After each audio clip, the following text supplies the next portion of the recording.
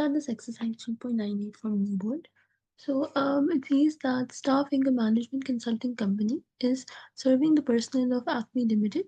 It determines that 35% of the analysts have an MBA and that 40% of all analysts are over age 35. Furthermore, of those who have an MBA, 30% are over age 35. The first question is that we want to find the probability that the randomly chosen analyst both has an MBA and is also over age 35. So let's first define our elements. So in this case, let M be analyst has an MBA because what we're interested in is the analyst has an MBA and we're interested in Evan, the analyst is over age 35. So let M be analyst has MBA.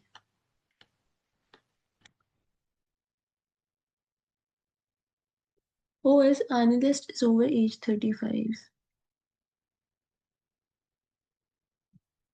Is over age 35. Now we're given some information, let's first write that down.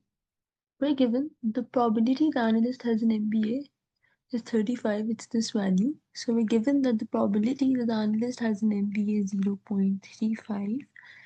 And we're told that 40% of all analysts are over age 35. So we're told the probability of O is 0.4. We're also given a conditional probability of those who have an MBA. So probability, given that you have an MBA, 30% are over age 35. So we're told the probability that you're over age 35, given that you have an MBA, is 0.3. So this is all the pieces of information that were given. Right, so if we just quickly show this.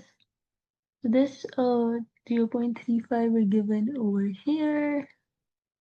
Right, this 0.4 we are given over here, and this conditional probability of 0.3 were given over here, right?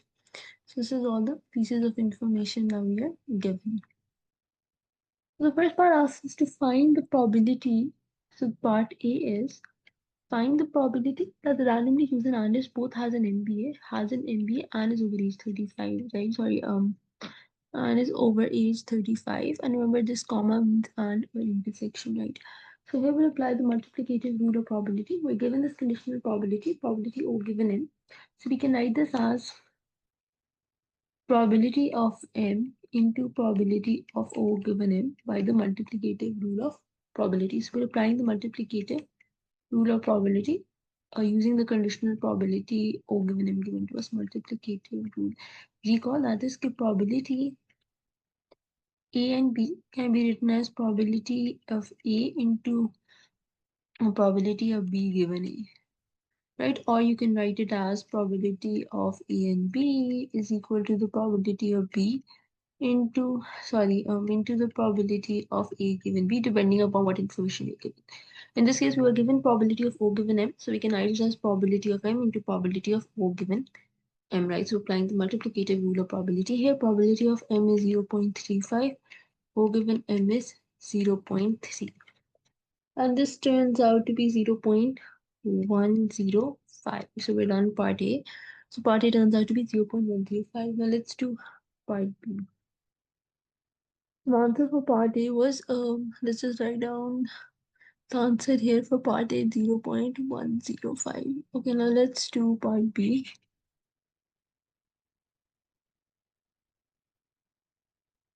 So now,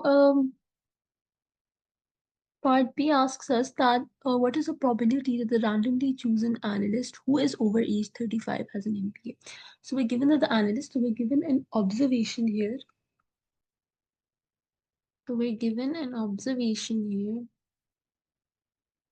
Analyst is over age 35. Is over age 35. And what we're required to find is,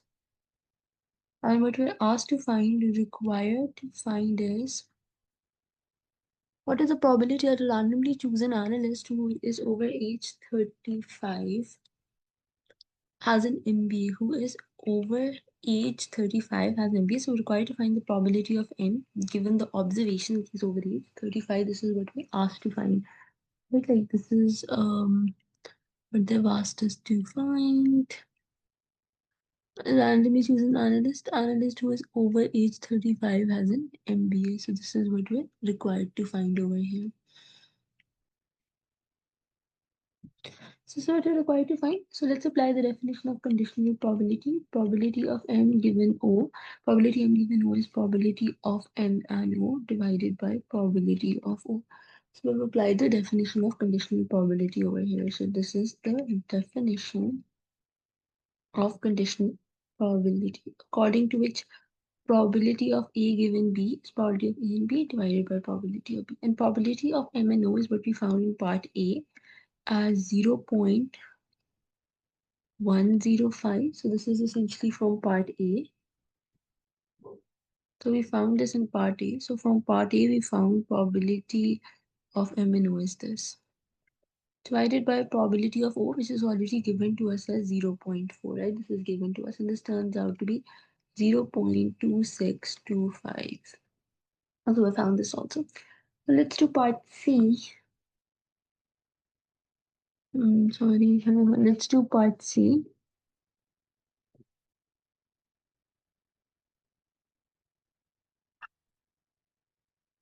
So part C is what is the probability that the randomly chosen analyst has an MBA? Okay, so here the important word is has an MBA or I'm sorry, has an MBA or is over age 35.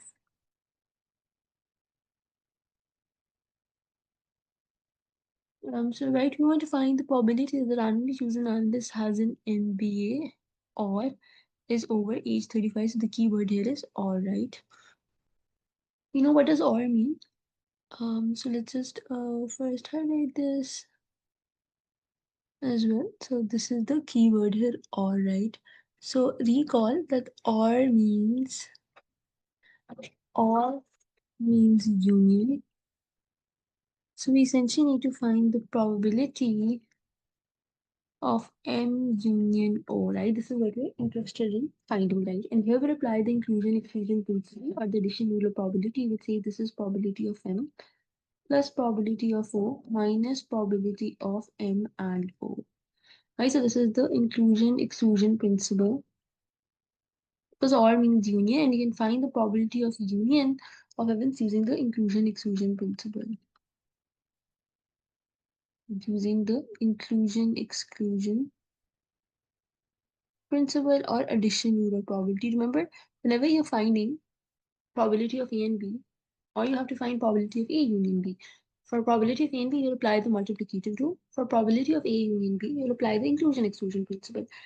You can only find probability of A and B as probability of A times probability of B if you're sure they're independent. And here we're not sure about that. In fact, we're asked to judge that in part E. Right? So whenever you want to find probability of A and B, you'll apply the multiplicative rule in general. You can only provide probability of A and B as probability of A times probability of B if you know they're independent, and we'll determine that in part E. So unless you're sure they're not, unless you're not sure they're independent, so you do have to apply the multiplicative rule when finding probability of A and B.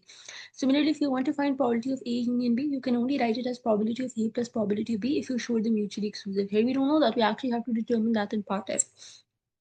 And they're actually not mutually exclusive. We know that. Why do we know that? Because in part A, we found probability of A and B, and that was not equal to 0, right? So they're not mutually exclusive, so you can't just add their probabilities anyways, right? But we're asked to determine that formally in part F, right? So just keep in mind, in general, if you want to find probability of A and B, you have to apply the multiplicative rule. You can only multiply the respective probabilities if you're sure they're independent. We'll formally determine that in part E. Similarly, if you want to find probability of A union B, you have to apply the inclusion-exclusion principle. You can only add their individual probabilities if you're sure they're mutually exclusive. And in this case, we know anyway they're not mutually exclusive because the probability of the intersection is not 0, and we'll determine that formally in part F.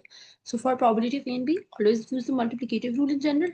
And probability of A union B, always use the inclusion-exclusion principle, or what we call the addition rule of probability in general. Or addition rule of probability. You can only use those. You can only apply what we know. Like for probability of A and B, you can write it as probability of A times probability of B if you're sure they're independent. For probability of A, otherwise use the multiplicative rule. Similarly, probability of A union B, you can only write it as probability of A plus probability of B if you're sure they're mutually exclusive. And in this case, we already know from part A they're not. So in general, you have to apply the inclusion exclusion principle. So probability of M is 0.35 plus probability of A is 0.4 minus probability of O and M, which is 0.105. Again, this is from part A. So this turns out to be 0.645. Now let's do part D. Now part D is asking us, so we learned how to use the multiplicative rule to find probability of A and B, how to find conditional probability, and how do we using inclusion exclusion principle to find probability of A or B. Now, part D is what is the probability that the randomly chosen analyst who is over age 35? So again, we're given this observation. Okay, the randomly chosen analyst is over age 35. So the observation is analyst is over age 35. He does not have an MBA. So we want to find the probability. So what we're required to find is required. He does not have an MBA, so we're required to find probability of M complement given O, right? This is what we're asked to find, right? So we're asked to find the probability of M complement given O. So this can be very easily done using the complement rule. Why is that? Because we already know. Because remember in part, what did we find in part D? Part C.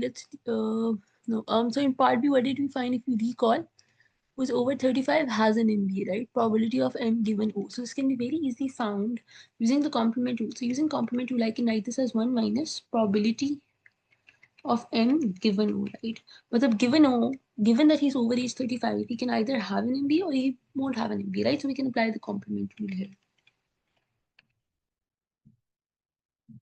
Because we know, given that he's over age 35, there are only two possibilities. One, he has an MBA, one, he doesn't have an MBA, right? So we can apply the complement rule to this. And this will just be, and now we already found this in part B. Probability of M given O 0.2625. So this is from part B.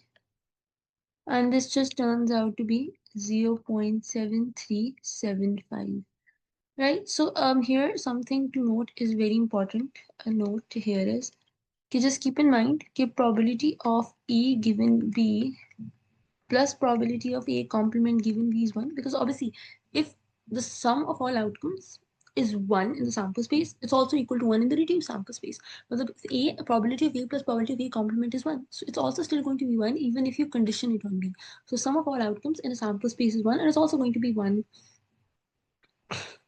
in the reduced sample space, right? Even given B, probability of A plus probability of A complement is still going to be equal to 1, right?